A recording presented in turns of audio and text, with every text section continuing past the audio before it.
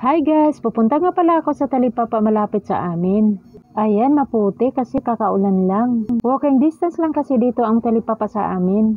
Lapit na tayo guys, tara samahan niyo ako, bibili ako ng ulam namin. Dito na tayo. Mamimili na ako ng ulam. Maganda kasi dito dahil sariwa ang kanilang mga paninda. Tulad niyan, meron silang iba't ibang klaseng isda. May bangus, may tilapia, galunggong na malalaki. Kailangan ko talaga makabili ng umaga guys kasi maghapon nauubos to ang ulam nila. Kaya araw-araw sila namimili kaya sariwa. Ayan, may manok. Talagang sariwa. Kaya itong manok ang napili kong ulamin namin. Mayroon din silang kamote. Kumpleto dito guys. Kaysa naman pupunta ako sa palengke ang layo. Mamasahe pa, maputik pa ang daan. Silang gulay, okra, sitaw, talong, ampalaya, at iba't ibang mga dahon-dahon na gulay, carrots. Bukod sa malapit lang to dito guys, mas mura pa kumpara sa palengke. Base sa experience ko. Try na kasi ako bumili sa palengke pero mas mura pala dito kaya dito na ako mamimili.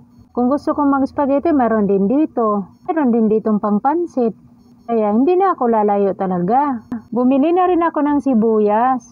Pumili na rin ako ng sibuyas. Pinili ko yung maliit para medyo mura. Nagtaas na rin kasi ngayon ang presyo ng sibuyas. Pati na rin bawang. At naman siguro nagmahala na eh. Sana ganun din kayo ng jowa nyo guys. Nagmahalan. Charing! At kumuha na rin ako ng luya. Sahog sa tinula. Bumili na rin ako ng isang sayote. Budget na budget talaga ang pera.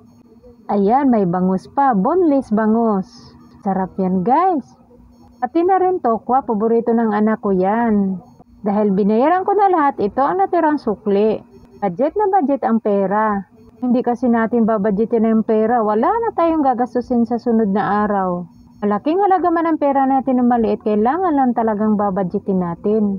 Ayan na, bitbit ko na ang aking pinamili. Pauwi na ako sa bahay. Puti, nasalubong ko si kuya.